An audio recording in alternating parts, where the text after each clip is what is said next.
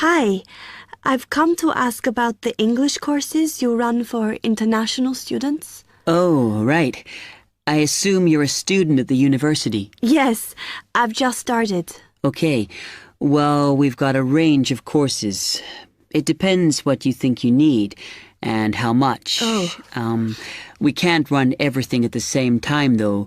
So, for example, in this first term, we are just doing a writing course. I see. That sounds quite useful. What else is there? Some of the courses only run for single terms, and we tend to focus on what students have difficulty with. That means we don't usually do speaking courses, but next term you can do listening. Oh. That'll help you with lectures and things. Our provision is all based on what the majority of our international students need. So is everything term-based?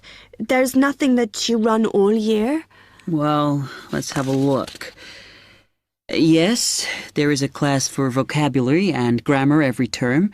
That's for everybody, but it's split into 3 or 4 levels. And what about in the holidays? We don't do anything during the winter or spring break. Oh.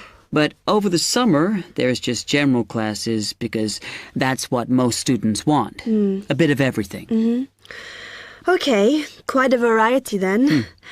I'll have a think about what I really need because I haven't got much time. Do you have about 20 students in each class, the same as our science seminars? We try to keep it at about 12 and certainly not more than 15. It's important for language classes. They're very different from your normal courses. Right. And how much are the classes? The rate varies depending on how many hours you attend, but you shouldn't have to pay. Usually, the department will fund you and even sort out which classes you need. Brilliant. It would be quite useful for me to have a certificate to take back to my country. Do you put us in for exams? Yes, but we don't like them to clash with your main course exams in June, so we run them in May. Oh. That leaves you time for revision. Do I have to sign up for something now? I'm not quite sure what I want. Classes haven't quite started yet, so you've got time to decide what you do. All we insist is that you sign up before week 5. That gives you about 3 weeks to decide. Okay. You now have 15 seconds to read questions 8 to 10.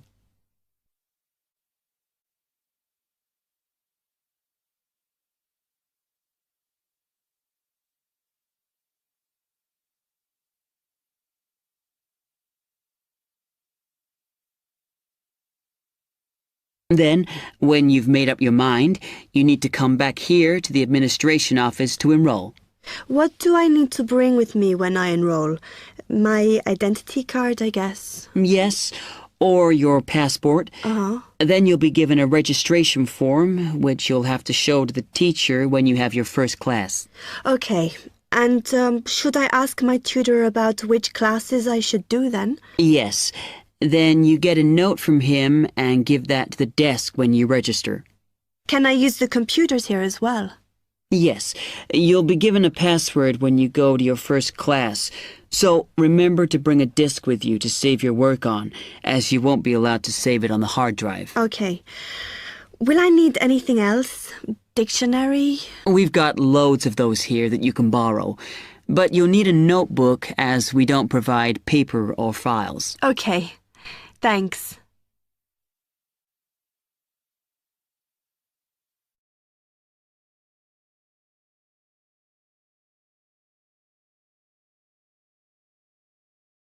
That is the end of part 1. You now have half a minute to check your answers.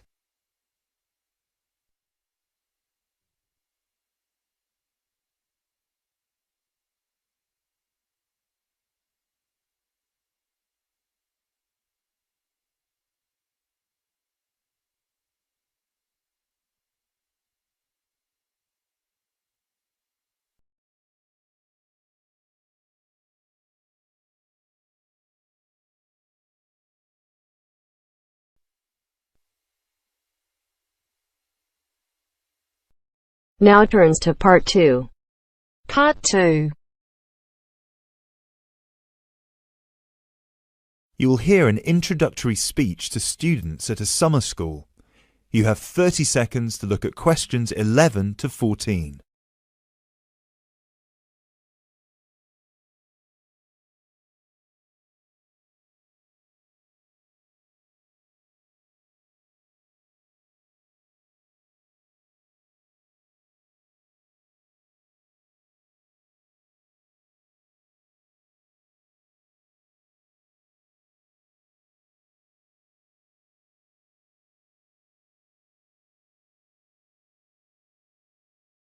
Good morning, everyone, and welcome to Climb Summer School. Now, I know most of you have travelled a long way to get here, and you're probably looking forward to settling into your rooms.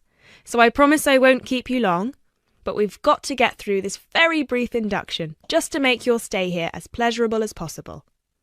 Now, as you can see, while we're located very close to the centre of London, we're actually quite cut off from the main road. And we've got plenty of space for our facilities and students. This was part of our founder's vision, Jasmine Climb, who thought that the best environment for teenage students would be a place that combines the comforts of a big cosmopolitan city with the beauty and serenity of a quiet, remote site. Now, back in 1983, when our school was founded, this all here was an abandoned warehouse, and the classes were held in the main building that you can see over there. There were no trees, no conifers surrounding the property. There wasn't even a main gate. It took years and a great deal of effort to get our school to where it is today. And I'm sure that if you take a look at page 34 in your brochures, where you can find a picture of what the school used to look like back then, you'll agree that the changes we've made are more than impressive. But it's not just the facilities that make Climb Summer School special, obviously, and I'm certain you already know this. Over the following 10 weeks, you'll receive an assortment of classes on a variety of topics, ranging from language, literature and poetry to creative writing, communication and project management. All of these modules have been designed to improve your chances of getting a place in the universities of your choice, while also giving you the opportunity to learn, excel, and of course also socialise with people from all over the world. I can tell you, just among the 30 of you, we've got about 21 different nationalities. So what happens now? First of all, I'll be handing out a map of the premises for you to have a look at, and explaining where everything is. Once we're done here, you'll all be taken to your rooms where you can unpack and relax for a couple of hours. And later on, we'll be having our first activity of the day, a mix and match lunch in the main hall, where you'll have the chance to meet your new classmates. Later on in the afternoon, we'll be handing out your first project assignments and splitting you into teams. And tonight we'll be having our very first film night, starting with an early 20th century special.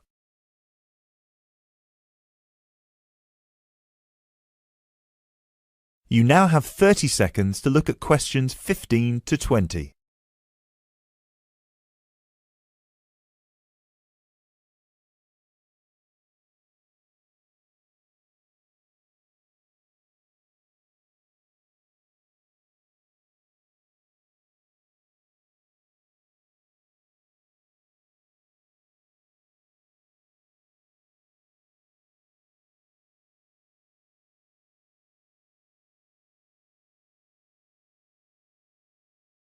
So, let's get on with the map.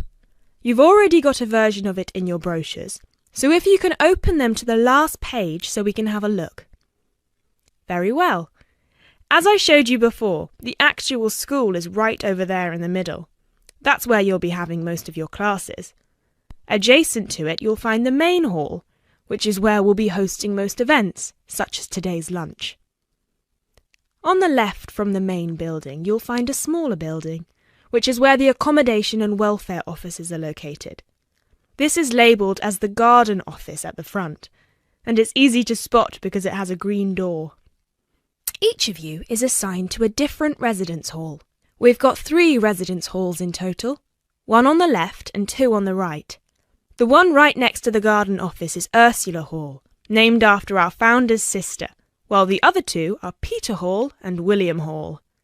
Now, as you can see, there are 3 more buildings to the left of the semicircle here, and 1 more building on the right-hand side, next to William Hall. So that one, which is shaped a bit like a dome, is the pavilion. This is where all your letters will be delivered, and in the basement floor you'll also find a laundrette. Please make sure you've got plenty of £1 coins, as you'll need one for the washing machine and another for the dryer. And that row of buildings on the left, the one closest to us here at the gate, is the canteen, where you'll be able to buy snacks as well as breakfast, lunch and dinner, on days when we don't have an event with food provided. The next one is the gym, which is open from 7 a.m. to 8 p.m. from Monday to Friday, and until 10 p.m. at the weekend. And the last building, right over there, is the study centre, where you'll find plenty of computers and books, as well as a great selection of DVDs and magazines that you can borrow with only a small refundable deposit of £5. Now, please remember to keep your student card with you at all times, as you'll need it to access most of these facilities. That is the end of part 2. You now have half a minute to check your answers.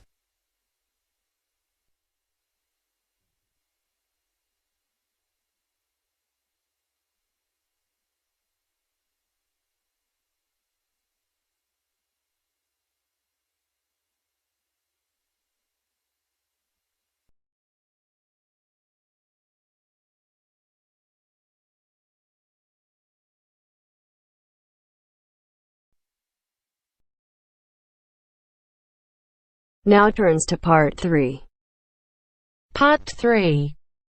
To hear a reporter from the New York Times who is presenting a news report prepared by Dion Siercy and Robert Gebeloff on the topic Middle Class Shrinks. Further as more fall out instead of climbing up. First, look at questions 21 to 23.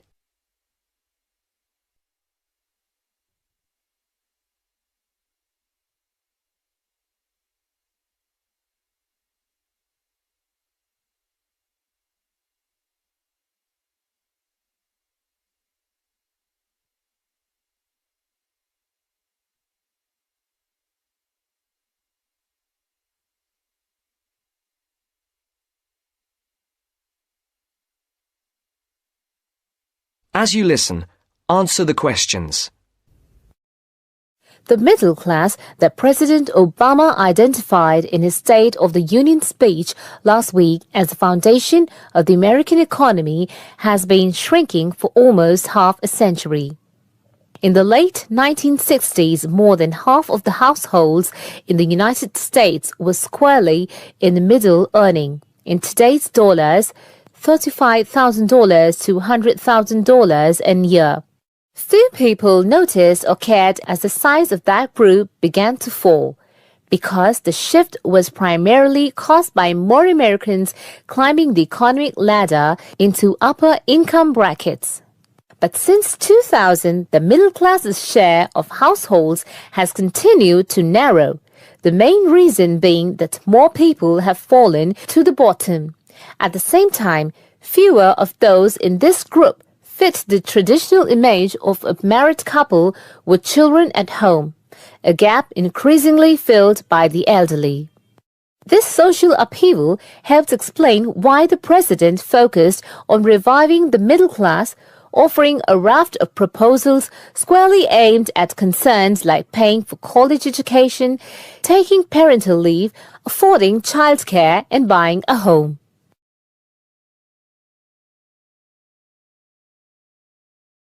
Before the conversation continues, look at questions 24 to 30.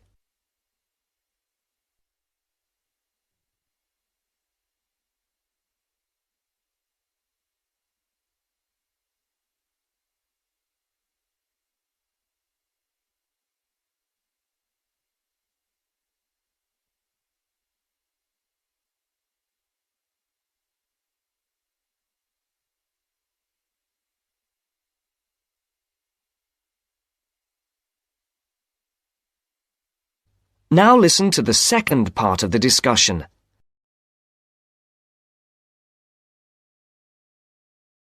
Mr. Obama told Congress and the public, still, regardless of their income, most Americans are identified as middle class. The term itself is so amorphous that politicians often cite the group in introducing proposals to engender white appeal. The definition here starts at $35,000, which is about 50% higher than the official poverty level for a family of 4 and ends at the 6-figure mark. Although many Americans in households making more than $100,000 consider themselves middle class, particularly those living in expensive regions like the Northeast and Pacific Coast, they have substantially more money than most people. However, the lines are drawn.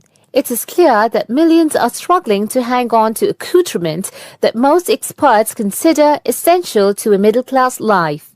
I would consider middle class to be people who can live comfortably on what they earn, can pay their bills, can set aside something to save for retirement and for kids in college, and can have vacations and entertainment, said Christine L. Ovens, Executive Director of the National Employment Law Project.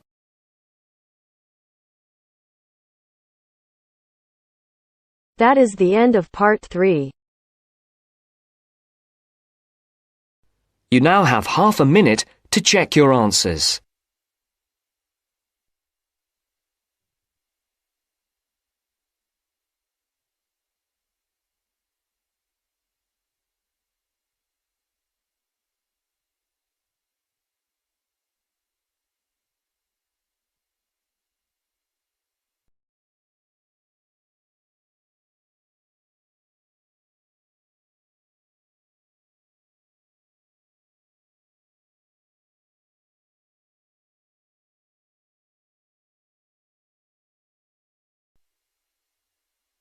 Now turns to part 4.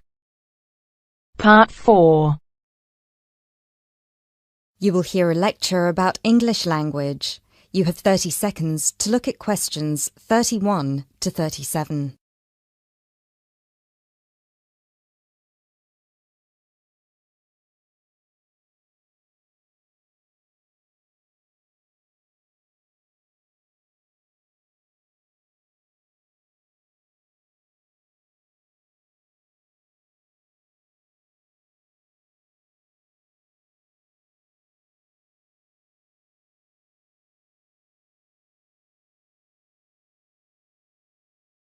Those of you who were here last week will remember that we talked about the journey of the English language from its early Indo-European origins through to Old English, Middle English, and then to early and late modern English before it reached the form that it has today.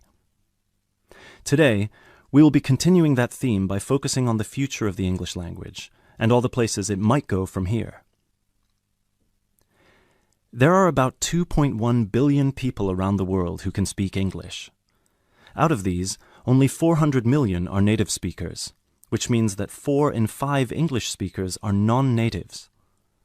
This is obviously quite an impressive number, considering that just 2 centuries ago, in 1801, there were only about 20 million speakers of English around the world, and languages like French and German were ahead of English in terms of how many people were using them.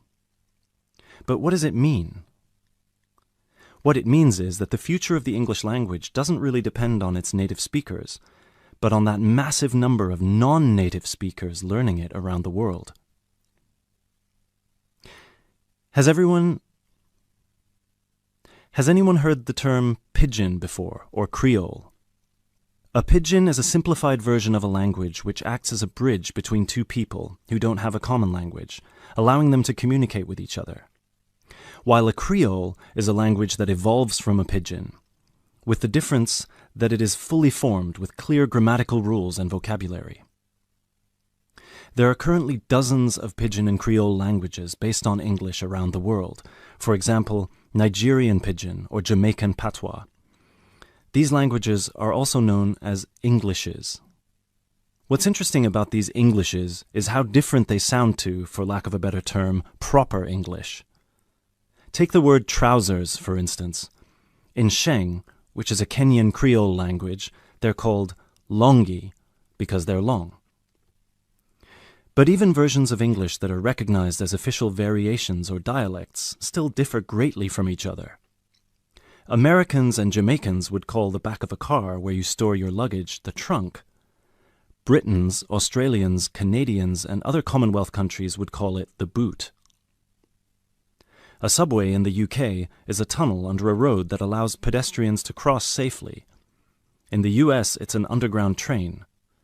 You might think of these differences as minute, but when you take into account the dozens of different versions of English out there, a very intriguing parallel arises with another language from the past: Latin. Latin, too, used to be a lingua franca. Nowadays it's all but dead, spoken only by a few clerics and scholars. At some point in history, it splintered into various different languages which became known as Romance languages. For example, Spanish, Italian, or French. There are some that theorize that the same thing might happen to English in the near or distant future, that all these Englishes we have today in different countries will continue to develop, so pidgins will turn into Creole languages, and Creole languages will turn into just languages, and English itself, as we know it today, will disappear, or become less and less important. It's an interesting theory, if nothing else. You now have 30 seconds to look at questions 38 to 40.